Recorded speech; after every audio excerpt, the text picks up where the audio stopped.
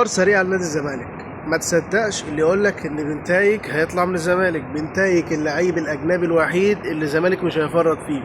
الزمالك بيحاول يسوق دلوقتي الجفالي، بيسوق جزيري طبعا وصلاح مصطفى. الزمالك هيغير كل الاجانب باستثناء بنتايج. خلصنا من النقطه دي، خلصنا من النقطه دي. النهارده جون ادوار ممكن يعلن على نهايه اليوم على الشركه الرياضيه اللي هتورد الملابس للزمالك، وهي نايك.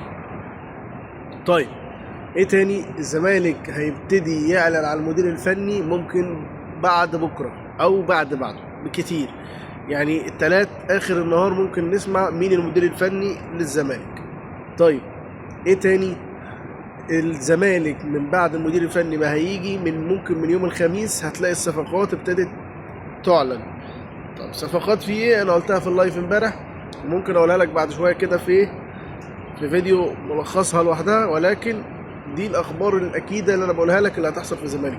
ففي اخبار طالعه ان بنتايج هيمشي. بنتايج مش هيمشي من الزمالك قولا واحد.